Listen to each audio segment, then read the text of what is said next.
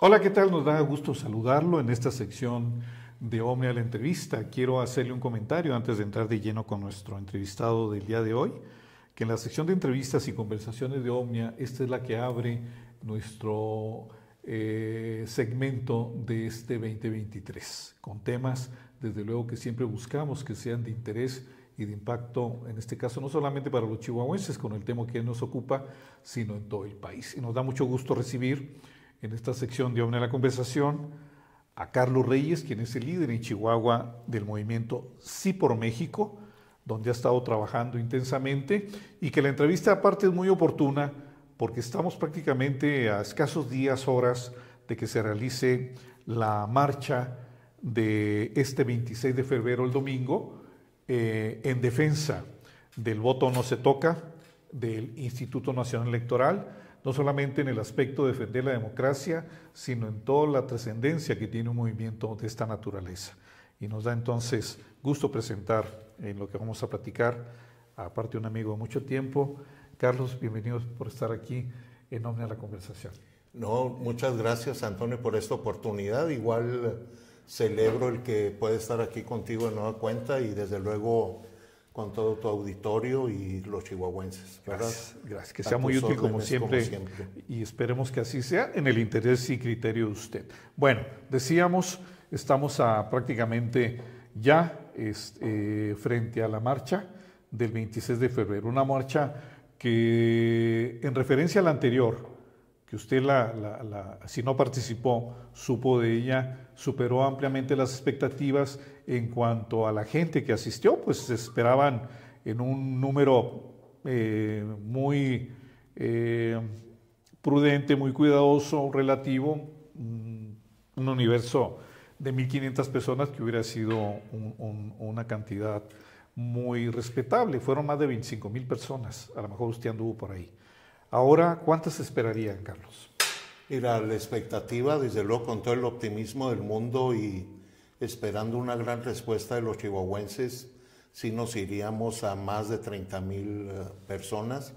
La idea es que se llene completamente la Plaza del Ángel y todas las calles a los alrededores, porque creo que la ocasión lo amerita y ante el antecedente que tuvimos en la marcha de noviembre 13, pues sí esperamos que más ciudadanos chihuahuenses que se quedaron con la idea de participar, pues ahora es la oportunidad, ¿no?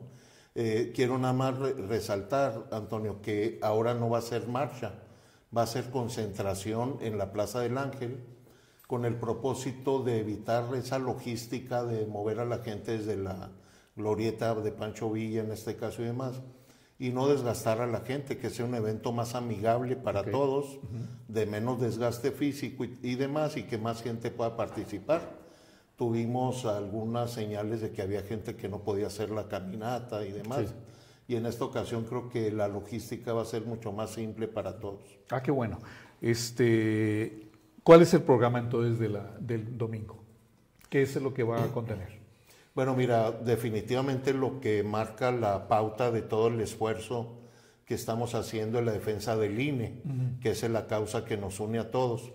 Pero en esta ocasión, al tratarse de una concentración, queremos darle el sesgo de una fiesta por la democracia. Vamos a tener algunos detalles que consideramos muy interesantes, atractivos, con la idea de que la gente participe en el evento, que no seamos simples espectadores de lo que sucede, sino que vamos a poner algunas actividades de fotografías, de algunos simbolismos, incluso el famoso jingle que anda por ahí en redes sociales de Shakira, el voto no lo tocas, algo así. Oye, eso no le quita cierta seriedad, ya en serio. Pues mira, sí lo valoramos en todos los sentidos, pero... Yo escuché gente y le dice, pues ¿para qué meten a Shakira? Claro. Pues bueno, es una Shakirazo ahí. Shakira. Pues es un artista local, desde luego, ¿verdad? Hicimos toda la composición, el arreglo. Sí la vi, me la Pero mandaste. mucho con la idea de darle un sentido de fiesta. Es un tema que ha pegado mucho y la gente lo trae en su... Entonces es pegajoso. Es pegajoso. Es la y canción demás. más popular del mundo ahorita. Exactamente. Y luego la boca Entonces, con Piqué, pues lo hace muy atractivo. Muy morboso, espectacular, ¿no? Sí, entonces quisimos darle ese toque de fiesta más que nada, no de chafear ni de mucho menos, sino que sea un motivo más de que la gente participe, ¿no? Entonces fue una cantante local la que hizo Sí, pues prácticamente una parodia de la original, y ¿no? lo hicimos en un estudio y todo bien como ¿sí? debe ser para que saliera. Yo siento que salió de muy buen nivel. Bueno, está pegando porque es muy pegajoso, insistimos en eso, ¿no? Como dicen, ahora ya se hizo viral, ¿verdad? Pero sí, mira, volviendo al tema... Pero estás incitando a que la mujer mande por un catre al hombre aquí en Chihuahua, ¿no? Estamos hablando de que el botón no lo tocas tú. No, mira, la idea es el enfoque que le estamos dando al evento del domingo. Es para que la gente se sienta partícipe. Vamos a tener marcos de fotografía con la credencial del lector, Sí. donde tú asumes tu cara y es tu credencial y darle una serie de simbolismos al evento. Que la credencial es algo que querían desaparecer, ¿verdad? Exactamente. Entonces la idea es darle mucho sentido de pertenencia del ciudadano con la credencial del lector, que es algo que de alguna manera se puede ver trastocado. Y todos esos simbolismos los vamos a estar explicando durante el evento. Vamos a tener videos con mensajes alusivos al tema y demás. ¿Quién va a mandar esos mensajes? Bueno, todo eso ya lo produjimos nosotros aquí en la oficina, en Sí por México. Son mensajes, algunos le llamamos mensajes de alerta. Pero no hay personajes mandando un mensaje. No. Son mensajes alusivos al tema de la defensa del INE, pero de alguna forma ilustrativos para la gente, para que entendamos poco a poquito ahí todo lo que está en riesgo de perderse, ¿verdad? Le ponemos una señal de alerta, de alarma y va a pasar esto, ¿no? Pero es la idea, hacer una fiesta, que la gente participe, que no se le haga tan pesado el evento, etcétera. ¿Cuánto va a durar? Calculamos una hora y cachito. Suficiente para que se quiera quedar ahí, ¿no? Sí, vamos a tener 3 oradores nada más, que es algo que también siento yo que excedimos el día de la marcha. Todo el mundo quería hablar y luego en esta posición es muy difícil cortar a la gente y todo, o hacerla entender, ¿verdad?, de que deben ser algo muy concreto. En esta ocasión creo lo logramos. Vamos a darle espacio a jóvenes universitarios. 2 de los oradores son jóvenes universitarios. De la UACH. De la UACH. Nos interesa mucho la voz de los jóvenes y la presencia de los jóvenes. ¿Y el otro va a ser ¿verdad? tú? No, el otro es otro personaje. Yo la verdad ahí voy a estar de espectador viendo a ver quién habla más, quién habla menos. ¿Quién va a ser el tercero? Mira, el tercero no tenemos el dato así ya confirmado, pero tú, pues eres el líder aquí. Pero yo espero que ya hoy por la tarde, más tardar mañana, ya lo hagamos público. Sí. ¿Están buscando algún personaje en especial que equilibre la voz de jóvenes? Sí. Un personaje conocido, empresario de preferencia. ¿En quién estás pensando? Que tengan, pues sí, un liderazgo, ¿verdad?, ya aprobado, etcétera, ¿no? ¿En quién estás pensando? ¿Quién está en la cabeza? Prefiero darte el dato mañana. Ándale, dalo de una vez. Hoy por la tarde o mañana. En Omnia se dicen las cosas, hombre. Así es. ¿O traes una terna o te he hecho todavía que...? No, sí, es que todavía no se define bien, no se concreta, pero yo estamos a horas de lograrlo. En cuanto lo tendrás tú. Para luego darlo a conocer. Para no crear una expectativa falsa y que se pueda tergiversar, ¿no? Diferencias entre la marcha pasada y esta. No va a haber, concentración. La otra fue marcha, lo platicamos en una crítica constructiva, por ser una primera experiencia, pues se sacan las fallas, ¿no? Sí, claro.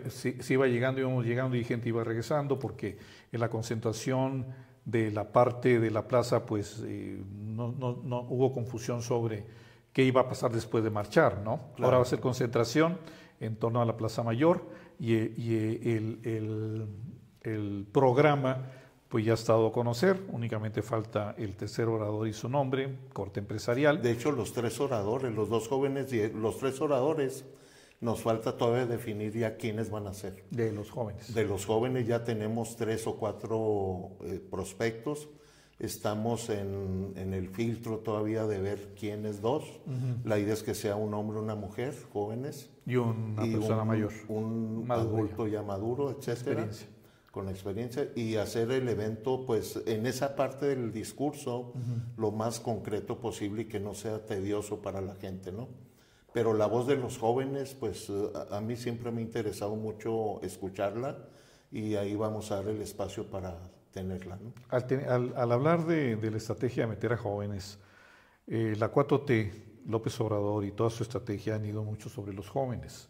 Los jóvenes han variado, me ha tocado como un miembro que ha sido parte de la UACH de mucho tiempo, he platicado con jóvenes y muchos han variado de un respaldo y una creencia en López Obrador, han ido variando a una crítica al presidente.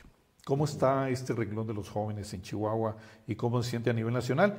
Para pasar a preguntarte, que andabas muy contento, porque ya el movimiento está prácticamente en 100 ciudades del país. Sí, es correcto. Mira, la voz de los jóvenes, y yo he tenido la ocupación de hablar con muchos liderazgos juveniles de la Universidad de Chihuahua, desde luego la Autónoma, pero también con estudiantes de universidades privadas y también con jóvenes empresarios que militan en las cámaras más importantes, Canacintra, Canaco, Coparmex, USEM, CEMIC.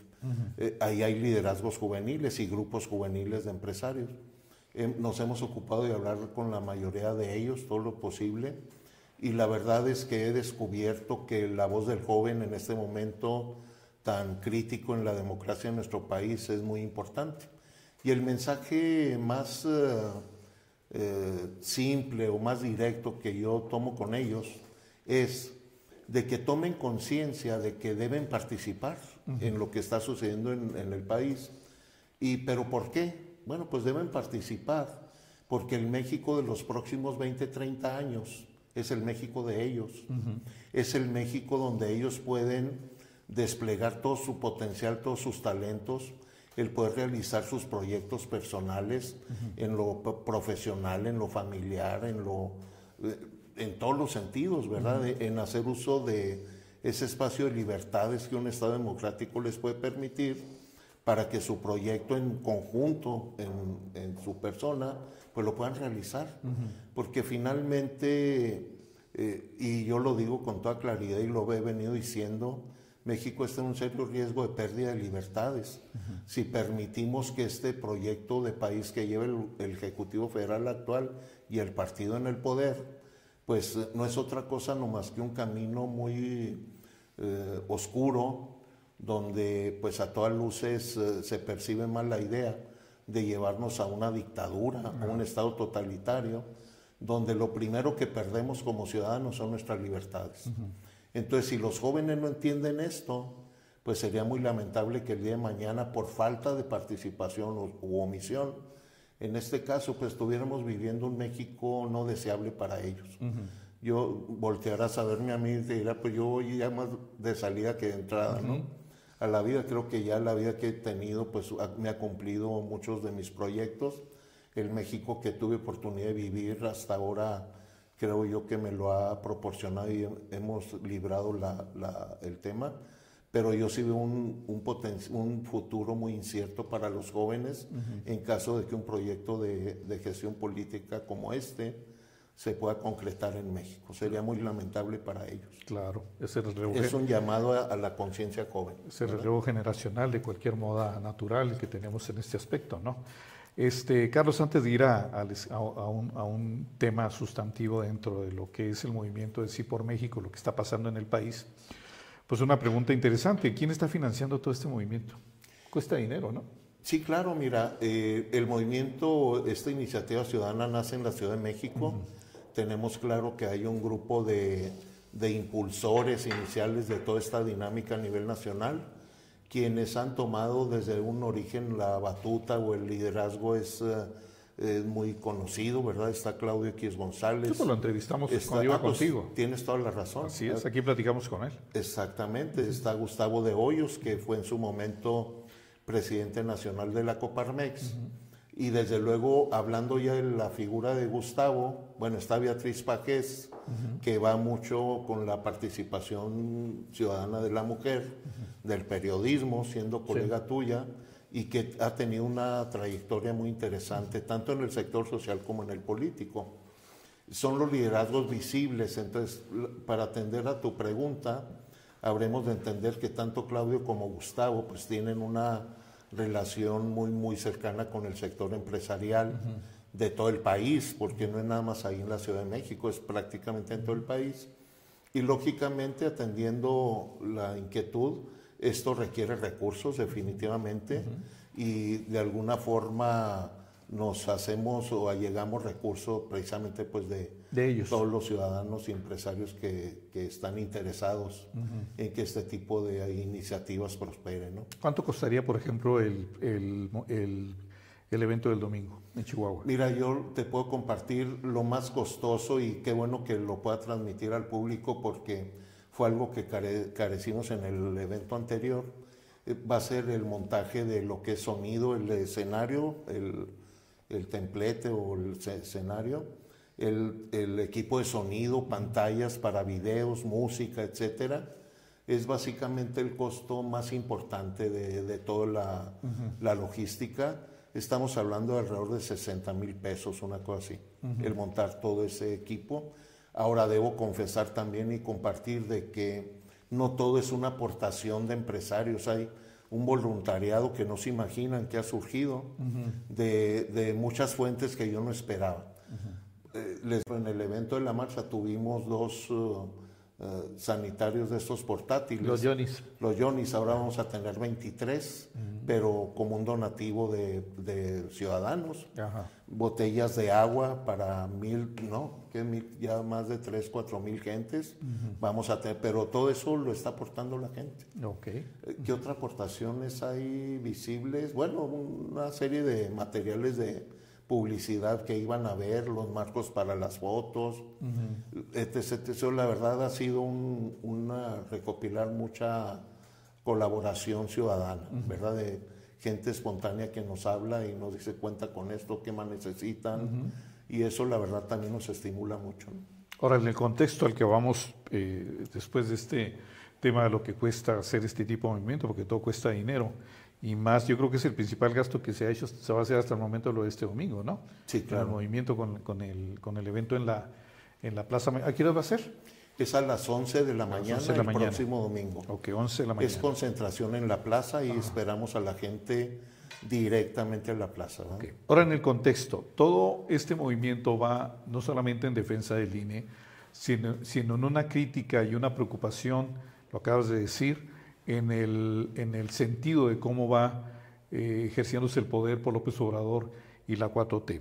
Visos de autoritarismo, visos de mucha incongruencia, pero sigue teniendo una alta aceptación el presidente, y ese es un hecho. En la base clientelar, en la narrativa de su discurso, de la corrupción, a pesar de que tiene gente muy corrupta, y acaba la Auditoría Superior de la Federación de dar un dictamen, ahora sí no se fue para atrás, como pasó con el aeropuerto, el NAIN, el que iba a ser el nuevo aeropuerto de la Ciudad de México, que se fue para atrás el Auditor Superior por una rabieta de López Obrador, que es intimidante, pues ¿qué acaba de pasar con Cuauhtémoc Cárdenas, no? Que eso yo creo que influye mucho también en el ánimo de este movimiento. Claro. Pero en el contexto general, ¿cuál es la explicación de por qué sigue teniendo López Obrador este nivel de aceptación? La clase media, en un análisis muy conceptuoso de un periodista muy destacado nacional, decía que la gran clave de México es que la clase media odia la política, la detesta, y por ser tal y por venir este segmento de clase media en el país como la de Chihuahua, que es modelo nacional. Por cierto, al no querer la política no le gusta votar, la hace a un lado porque el sacrificio de tener un nivel de superación y de calidad de vida es de él, no es del gobierno. O sea, no debe de confundirse este marco de la gente que quiere progresar, que no es mediocre, que no es vegetativa y que quiere un estatus mayor para alcanzar un nivel de vida dependiendo de su esfuerzo, de la visión y el progreso que quiere y lo que le cuesta hacer eso, como en el caso, insisto, de los chihuahuenses, de nosotros los chihuahuenses. ¿Cuál es la explicación por un lado de esto y por el otro?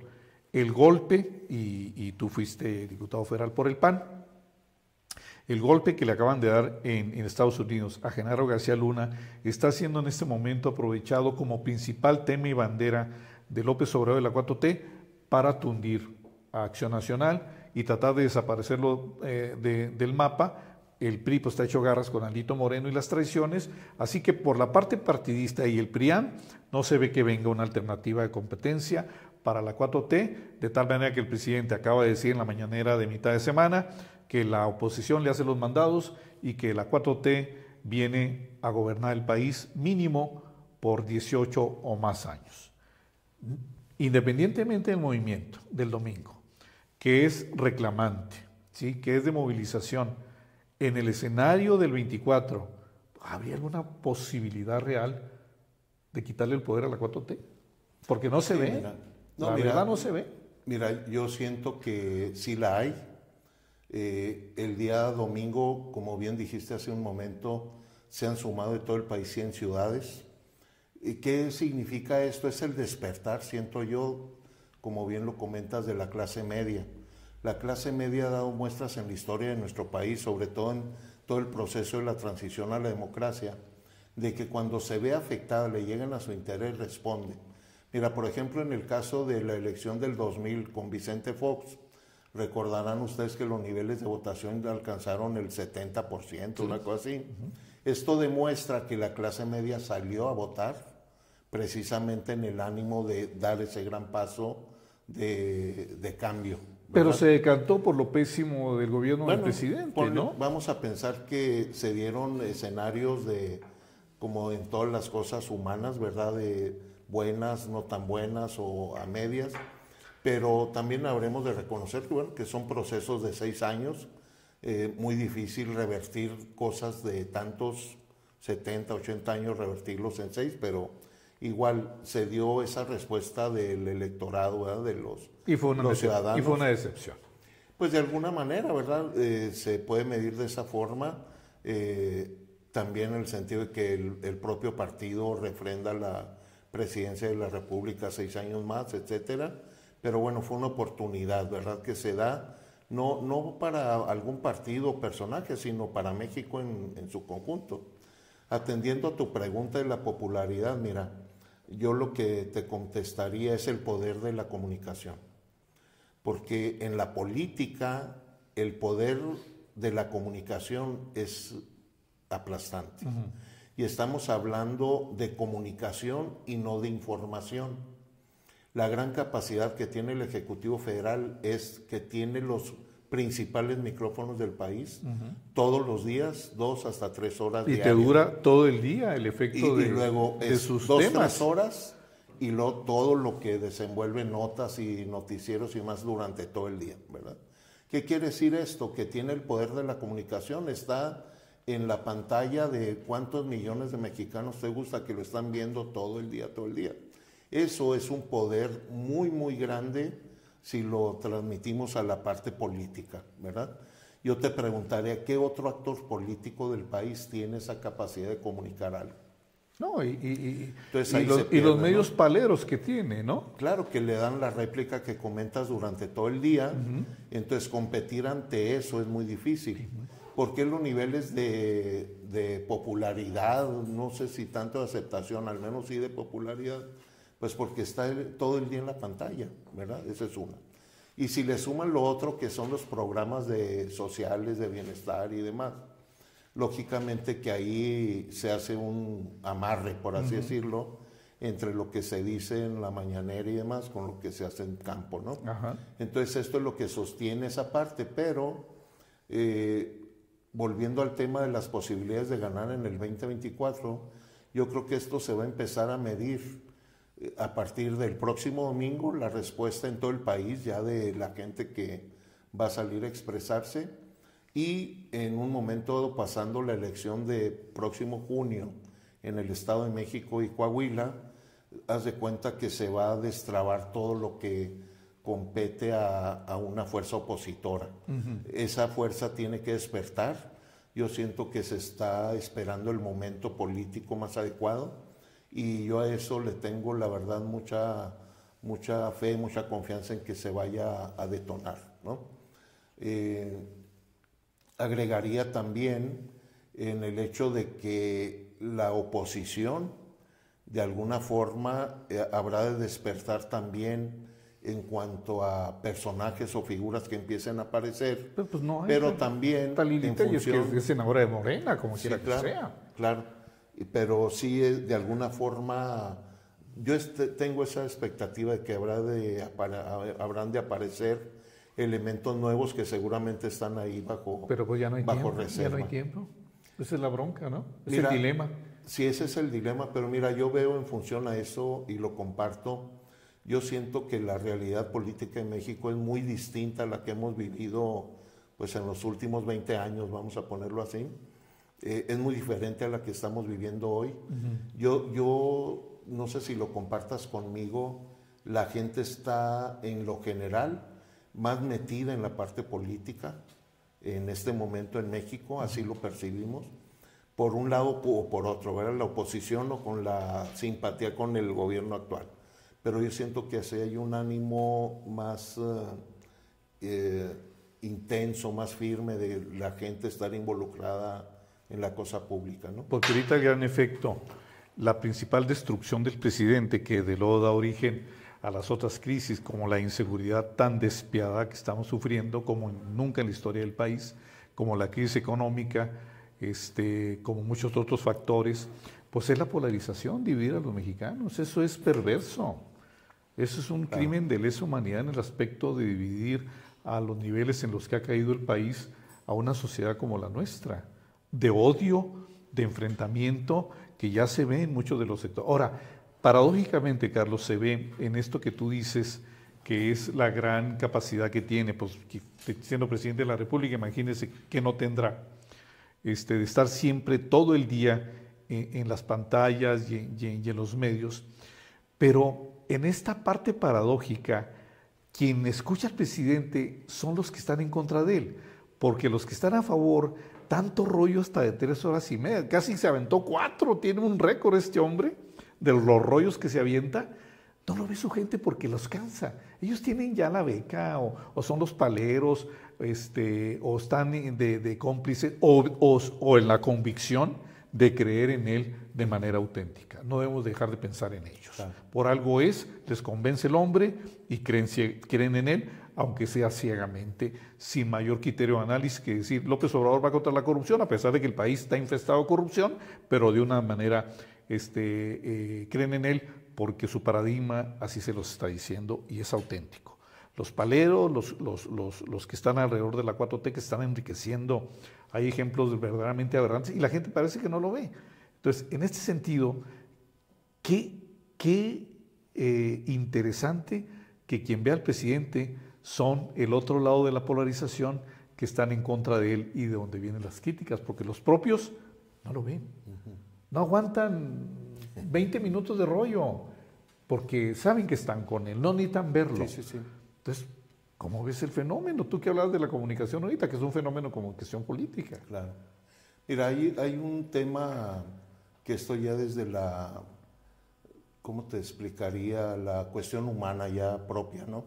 Hay gente muy dolida, muy afectada de años y años en la vida en México, realidades de pobreza que no podemos negar, realidades de gente marginada, todo eso. Algo de los gobiernos del PAN y del PRI, ¿no? Exactamente, ¿verdad? De que vean, que no hayan visto, no hayan percibido cambios de mejora para la gente, las familias, etcétera, ¿no? Todo eso es muy entendible. Ahora, cuando llega alguien... Se te ve sangre panista, ¿eh? ¿De qué? Se te ve sangre panista. Sí. Se sintió ahorita cuando hablamos de los gobiernos del PAN, que fueron un desastre. No, pero créeme que le comentaba al menos ahorita a la gente que yo he sido muy crítico de muchas cuestiones que se han venido haciendo en gobiernos de todo tipo, ¿verdad? No nada más del actual, en el sentido de que sí nos ha faltado más sensibilidad para poder llegar a atacar a los problemas con soluciones verdaderas, reales, de fondo, ¿verdad? Pero mira, eso no me asusta porque finalmente debemos entender que México está viviendo una democracia todavía en pañales.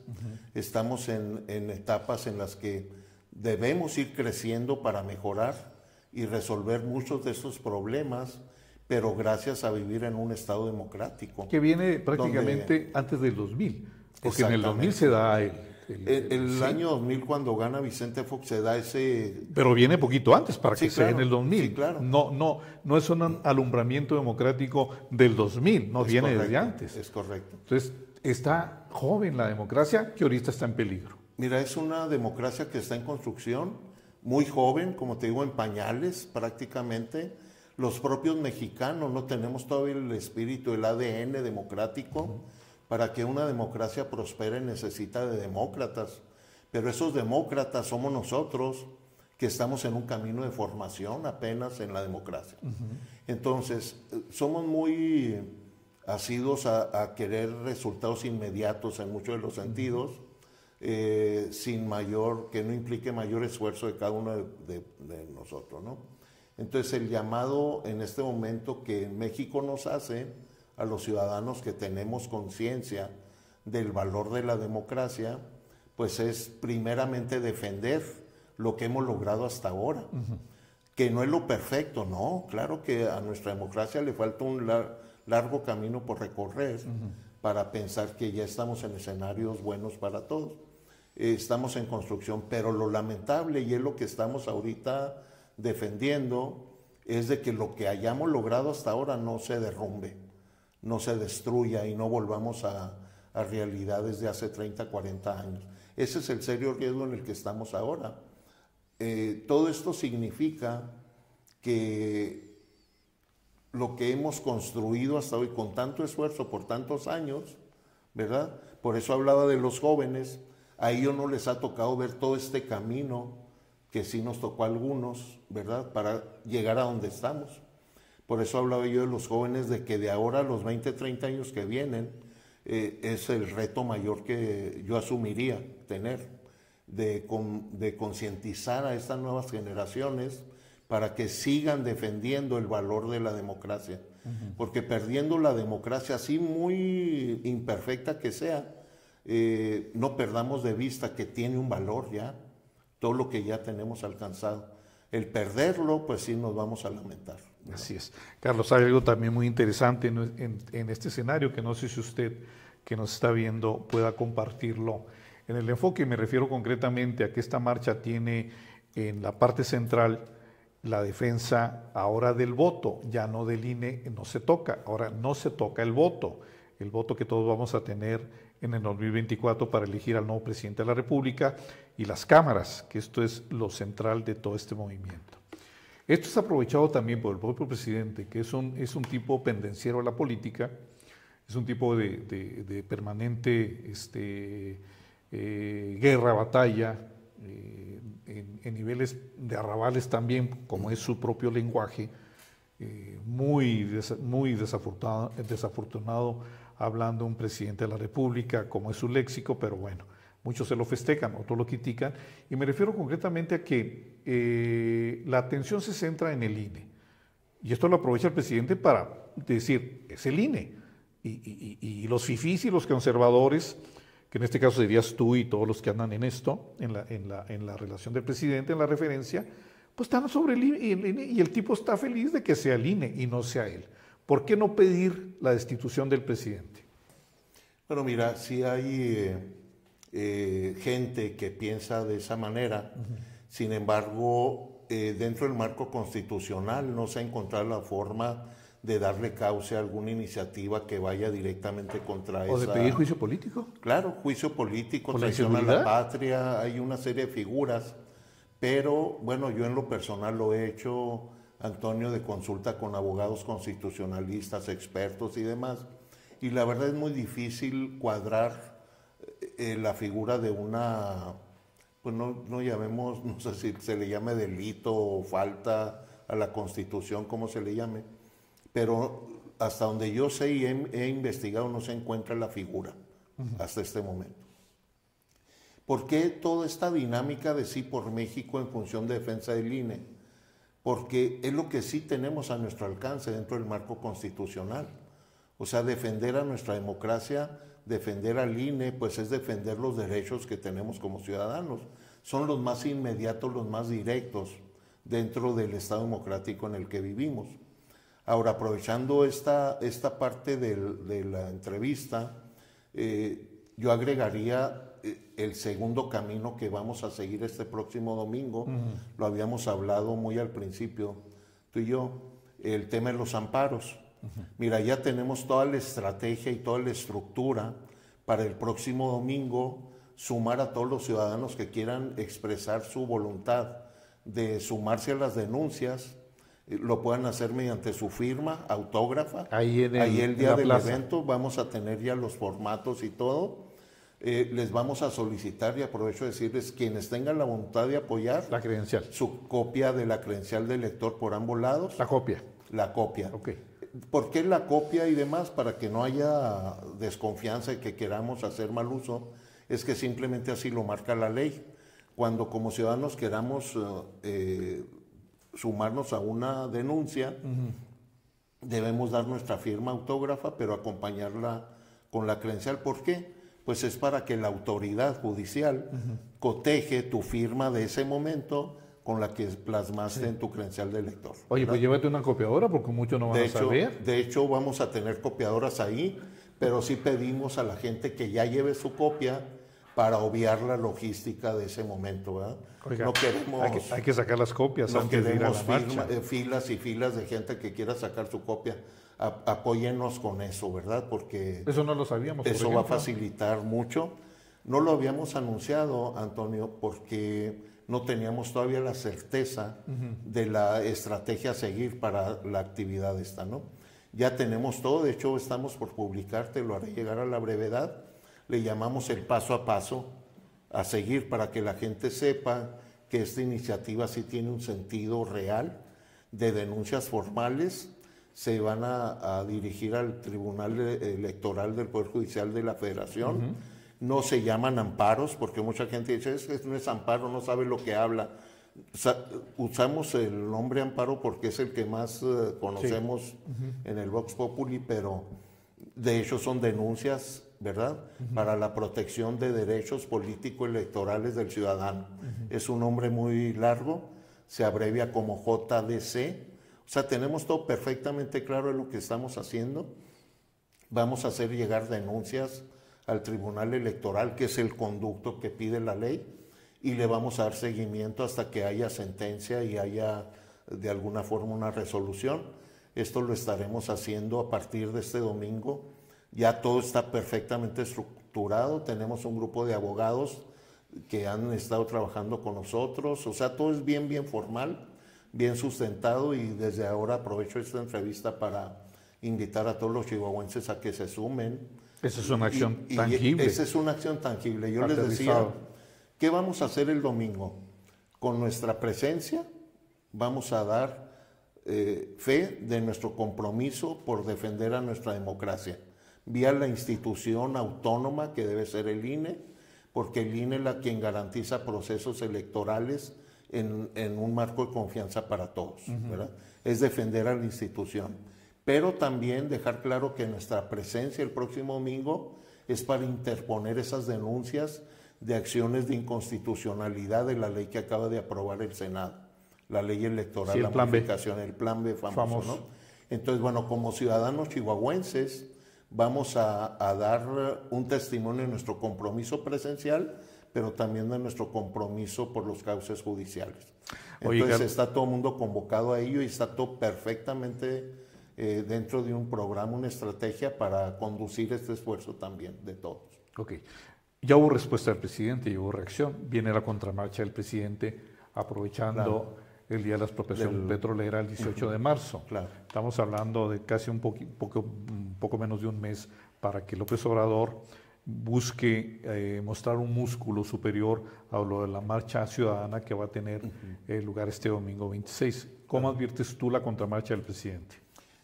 Pues mira, me voy a atrever a decirle muy pequeña, porque nosotros estamos hablando de casi 100 ciudades en todo el país, con la presencia... Y esta va a ser allá nada más. Y esta es únicamente ahí en el Como la vez pasada, ¿no? Como la vez pasada, o sea, el gobierno no tiene la fuerza que tenemos nosotros como sociedad civil una vez que nos decidimos a salir a la calle.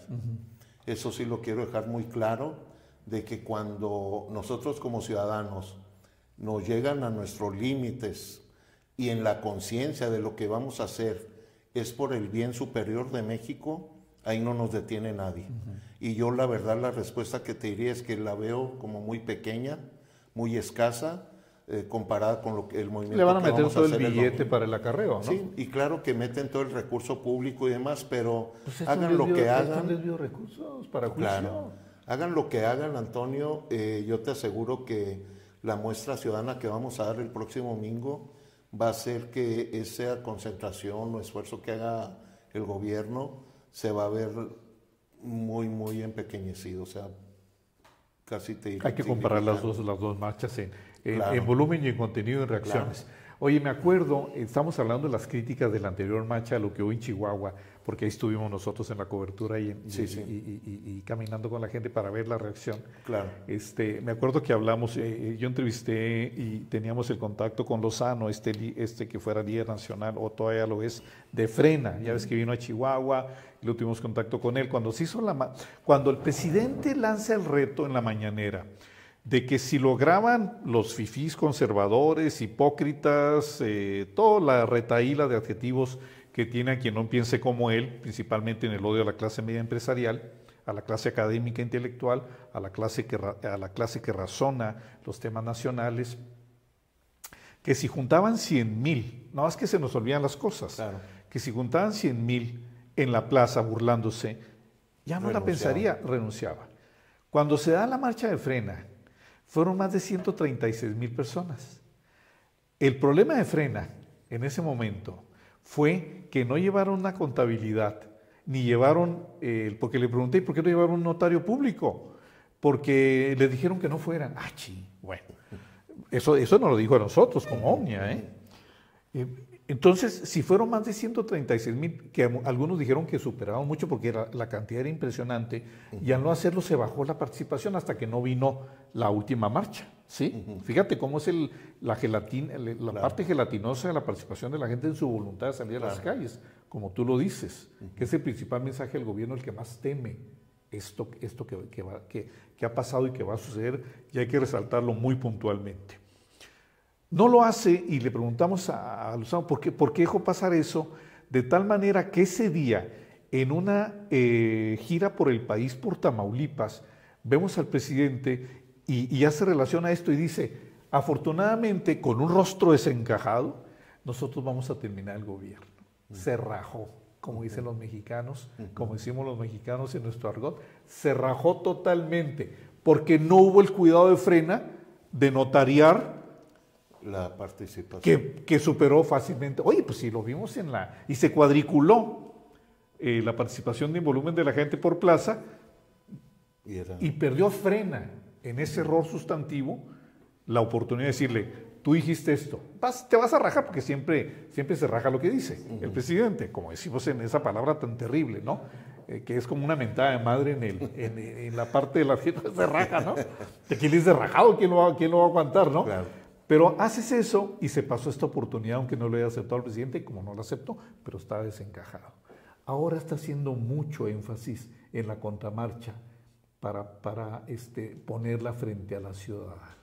Eso por un lado. Y finalmente, aprovechando y agradeciendo tu participación en esta conversación con Omnia, Carlos, hay algo muy importante también en el referente de la marcha y su sentido de defensa de la democracia con el INE y el voto. Porque la gente pregunta, bueno, ¿y por qué vamos a defender el INE y el voto? Pues que están preparando un fraude o qué viene por delante. ¿Cuál sería la consecuencia de esto? Para que la gente sepa por qué va a marchar. Mira, qué bueno que lo comentas. ¿Verdad? O sea, ¿para qué? Porque hay un antecedente que pocas veces hablamos. Mira, en forma común, tradicional, con reglas no escritas, pero que así se ha venido dando en la historia, escasa historia democrática de nuestro país, es que cuando hay una elección presidencial, a los pocos meses se hace un debate entre las fuerzas políticas para hacer una reforma electoral en el ánimo de mejorar lo que pudo haber fallado en el inmediato anterior. Que siempre es cíclico. Ahí viene la reforma de la reforma. ¿Por qué vas a reformar? Porque sí hay luego cosas que hay que modificar para ir perfeccionando el proceso electoral o la ley electoral, ¿verdad? Siempre hay espacios, resquicios donde se identifiquen fallas o áreas de oportunidad para mejorar. Y eso es naturaleza humana, o sea, siempre buscando la perfección. Entonces, la práctica común es que pasa la elección presidencial, al mes, 2 meses se juntan las fuerzas políticas de oposición para mejorar esa parte, pero la reforma se hace 1 año después de la elección. En el caso que a mí me tocó participar fue la elección 2006, revisen los archivos por ahí, en el 2007 se concreta la reforma electoral, 1 año después de la elección presidencial. ¿Qué pasa ahora? Que la propuesta, la propuesta de reforma surge de las fuerzas de oposición, ¿verdad? De los partidos que no tuvieron la oportunidad de ganar esa elección. ¿Qué es lo que pasa ahora? A cambio, no se hace la propuesta 1 año después o 6 meses después y todo, se hace a 4 años y fracción después de la elección presidencial, pero no la hace la oposición, la hace el gobierno. Entonces, aquí hay una frase, mira, y yo me atrevo a comentarla aquí directamente, dice, cuando las reformas surgen desde el poder, pues existe la sospecha de que se hacen para no perder el poder, ¿verdad? Claro. Y esa es la señal que nos envía el famoso proyecto de reforma del Ejecutivo y del partido en el poder, y es en lo que estamos. ¿Cómo la hacen 4 años y medio a año y medio previo al siguiente proceso electoral? Pues que nos hacen saber que sí ven una amenaza real de perder la elección, y por ello están trastocando todo lo que la institución autónoma que como es el INE conlleva, porque ahí mismo ven un riesgo en no poder controlar todos los caminos que en este caso el INE controla, ¿no? Que ya no están preparando un fraude. Lo desmantelan, lo otro, le quitan fuerza institucional, fuerza operativa, presupuesto, ¿verdad? Y lógicamente la tendencia de esto es que el propio gobierno se apropie de todo el proceso electoral, de organizar las elecciones y sancionarlas, como eran hace 30, 40 años en este país, y pues ante ese escenario, ¿quién pierde, no? Si yo como gobierno organizo y sanciono, pues era lo que ya vivimos hace 30, 40 años, y es hacia donde nos quieren llevar. Así es. Ahora, rápidamente te comento 2 argumentos que invariablemente escucho de parte del Ejecutivo y de la gente que lo apoya y lo sigue. Son 2. 1, que la democracia de nuestro país es la más cara del mundo. Así. Que no es cierto. Miles y miles de millones de pesos y todo y demás. Vuelvo al tema. Una cosa es informar y otra es comunicar. Lo que hacen con todo esto es comunican lo que les conviene, pero no informan lo que realmente es. Sí. Lo que no se dice es que sí, la democracia en México la podrán ver como muy cara, pero ninguna democracia, y tú me puedes decir en qué país existe, el propio INE, Instituto Nacional Electoral, como es en México, edita las credenciales de elector de todos los mexicanos. Estamos hablando de millones de credenciales de elector, que es finalmente la que se ha convertido en la identidad, en la identificación de todos los mexicanos en cualquier trámite que realizamos.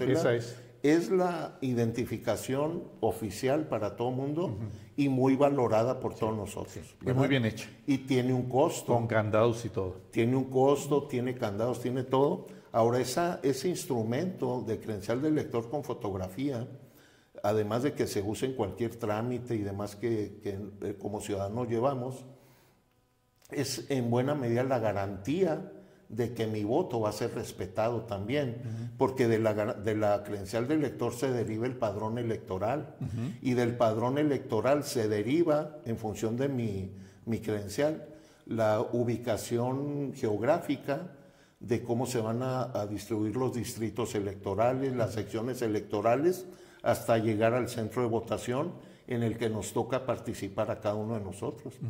De darse esta reforma, el plan B famoso, haz de cuenta que todo eso desaparece, Antonio. Y entonces el gobierno decir, bueno, ya desapareció eso, pues yo me apropio y yo lo organizo. Porque si ustedes observan en la reforma, dice, vamos a eliminar a tantos funcionarios del INE, funcionarios profesionales electorales, las OPLES, juntas distritales. Y juntas distritales, las vamos a desaparecer. Y centralizan allá. Pero tú dime dónde dice cómo las vamos a sustituir y con quiénes, y a qué costo. No, allá. Eso es lo que no informan, es donde está, como dicen, encerrado ahí el truco para apropiarse del proceso electoral. Imagínate el conteo al término de las votaciones. Es lo que ya hemos vivido años atrás. ¿Cómo le van a hacer, no? ¿Y en qué papel ¿Para información quedamos, allá? ¿Y en qué papel quedamos como ciudadanos? No, pues en total incertidumbre de qué está pasando con el voto que yo deposité. ¿Y luego con el ejército vigilando? Exacto. ¿Cómo está ahorita el ejército? Exacto. Entonces son escenarios, la verdad, muy preocupantes para nosotros como ciudadanos. Y ahí entra precisamente la parte medular que hace rato decías tú, de qué forma voy yo como ciudadano estar tranquilo de que mi voto va a ser respetado, va a ser bien contabilizado y va a llegar al destino que yo con mi voluntad libre decidí, ¿verdad? Claro. Entonces el ciudadano queda ya prácticamente a la deriva, ¿no? Entonces por eso es que hay que cuidar la fortaleza del INE como institución. Mira, otro de los argumentos es que el INE es una fábrica de fraudes y que fraude por aquí, fraude por acá. La verdad es que es hasta de risa, o más que de risa, es una expresión llena de, primero de mentira y de cinismo acompañado. ¿Por qué? Morena, como partido político, nace en el 2014. Es a partir del 2015 en que empieza a dar propuesta y muestra de participar en elecciones, ya formalmente como partido. Bueno, 2015 al 2022, que acabamos de pasar, son 7 años. En 7 años, Antonio, el partido Morena ganó 22 gubernaturas del país, de 32 que son. Es inédito. En 7 años ganó la presidencia de la República. En 7 años ganó la mayoría de la Cámara de Diputados y la Cámara de Senadores. Ganó tengo el dato por ahí, 1,400 alcaldías de 2,400 y cacho que hay en el país. 2,500. Casi la mitad de todas las alcaldías, diputaciones locales, en 7 años.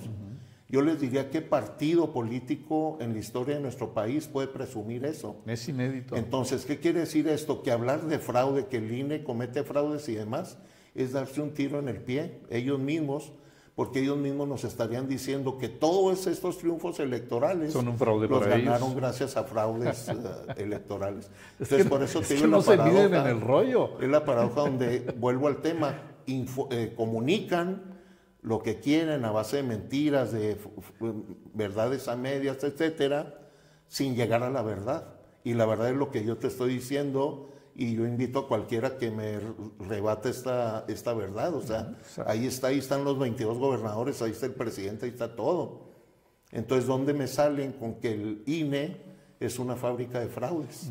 Al contrario, nosotros como ciudadanos, aceptemos o no de que hayan ganado esas gobernaturas y todo, desde el punto de vista de nuestra preferencia política, la respetamos porque esa es la libertad en una democracia. Claro. Ganaron, los felicito. Hagan el mejor papel que puedan para de alguna manera yo verme beneficiado. Si no lo hacen, yo tengo dentro de este marco democrático cambiar las cosas a la siguiente elección. Claro. Pero ese es el juego democrático, donde todos quepamos, tú participe, yo participe, aunque tengamos caminos distintos o visiones distintas, pero que la democracia nos siga permitiendo hacerlo. De otra manera, que todo esto quede en manos o concentrado en un solo partido, es volver al partido hegemónico, a gobiernos autoritarios, etcétera, donde en un momento dado se ven limitadas nuestras libertades. Que para allá vamos, sin lugar a dudas. Esperemos no llegar a ello. Bien. Carlos, pues qué interesante esta conversación que hemos tenido con Omnia en este segmento que contigo abre las conversaciones de este año. El año pasado estuvieron muy interesantes, tú nos apoyaste con dos que tuvieron muy buena recepción en la gente que ve Omnia, este medio de comunicación, para buscar tener respuestas a temas importantes como los que hoy están en la mesa de la discusión en el tema nacional central, como de la situación del INE y lo que hemos platicado Carlos Reyes y un servidor a lo largo de esta plática. Y me refiero a las entrevistas con Beatriz Pajés, que usted la vio, fue por intermediación de Carlos, y también una muy interesante con Claudio Quez González, que acabamos de platicar cuando regrese a Chihuahua. Me quedé con un dato muy, muy interesante de Claudio Quez González, que nos dice que si el 70% de la población sale, se acaba Morena. Es una vara alta, pero dependerá de la gente alcanzar ese 70% para hacer posible que haya una posibilidad de mayor competencia y un gran salto y sorpresa para el 2024. Quedamos entonces únicamente, como lo platicamos antes de la entrevista, y irnos al aire en Omnia la conversación, de hacer una evaluación de lo que va a suceder el domingo. ¿Te parece? Claro que sí, totalmente de acuerdo e interesado en que tengamos siempre una visión distinta a lo que nosotros traemos y que finalmente enriquece muchísimo, ¿no?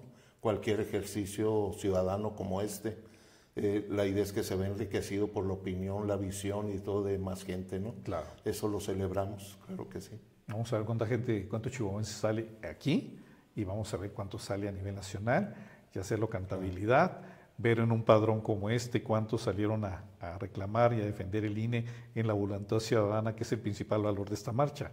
La gente sale a reclamar algo que le preocupa y sale a las calles, algo que en muchísimos años no habíamos visto en este país, un país de muchos cambios frente al entorno y a los temas que se están dando de altísimo impacto en tiempos inéditos, complejos, raros y profundos, que provocan una gran crisis como hace mucho no lo veíamos.